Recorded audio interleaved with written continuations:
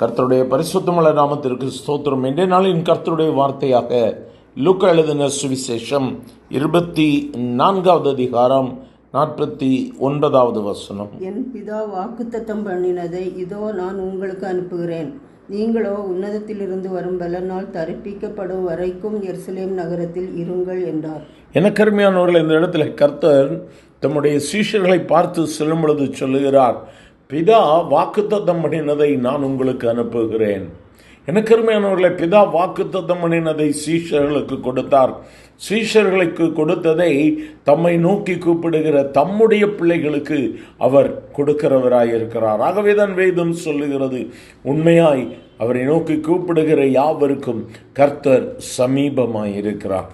எனக்கு அருமையானவர்களே, அன்று பரிசுத்த ஆவியானவரை பெற்றுக்கொள்வதற்காக சீஷர்களை பார்த்து கர்த்தராகிய இயேசு சொல்லுகிறார், நீங்களோ உன்னதத்தில் இருந்து வரும் பலனால் தரிப்பிக்கப்படும் வரைக்கும் எருசலேமில் காத்திருங்கள். காத்திருந்தார்கள், தேவனுடைய வல்லமையை பெற்றுக்கொண்டார்கள். எனக்கு அருமையான தேவ பிள்ளை, இந்த வார்த்தையை கேட்டுக்கொண்டு இருக்கும் பொழுது நாமும் கூட தேவனுடைய வல்லமையினால் நிரப்பப்பட வேண்டியது அவசியம்.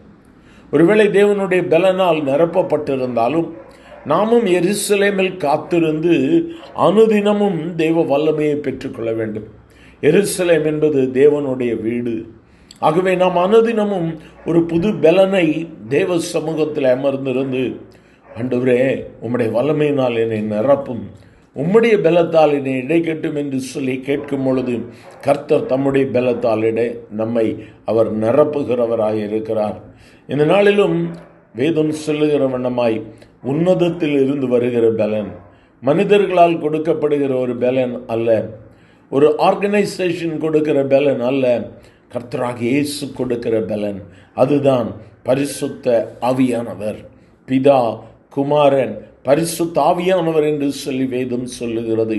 இன்றைய நாளிலும் வார்த்தைகளை கேட்கிற தேவ பிள்ளையே, இயேசு உன்னையும் பரிசுத்த ஆவியினால் நிரப்ப விரும்புகிறார்.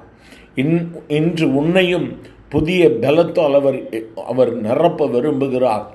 ஆண்டவருக்கு சமூகத்தில் ஒப்பு கொடுப்பாயாம், இயேசுவே என்னையும் உம்முடைய ஆவியினால் நிரப்பும்.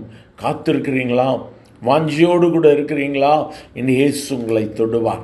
இயேசு உங்களுடைய வாழ்வை மாற்றுவார். இயேசுவினிடத்தில் சொல்லுவீங்களா? கேட்கலாமா? நாம் எல்லாம் சேர்ந்து இயேசுவே என்னை நிரப்பும் என்று சொல்லி கேட்கலாமா?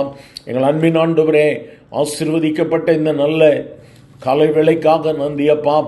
என்னையும் உம்முடைய ஆவியினால் நிரப்பும், உம்முடைய பரிசுத்த ஆவி என்னையும் நிரப்பட்டும் என்று சொல்லி உம்மை நோக்கி கெஞ்சி விரும்பி கேட்கிற ஒவ்வொருவர் மேலும் என் பரிசுத்த ஆவியானவர் இறங்கும்படி ஜெபிக்கிறாண்டவரே. அன்று உம்முடைய சமூகத்திலே காத்து ஜெபித்த 120 பேர் மேல வீட்டு அறையிலே பெற்ற அனுபவத்தை இன்று ஜெபிக்கிற ஒவ்வொருவரும் பெற்றுக்கொள்வார்களாக. ஒரு புது பலன், ஒரு புதிய வல்லமை இன்று ஒவ்வொருவரையும் நிரப்புகிற தயவிற்காய் ஸ்தோத்திரம்.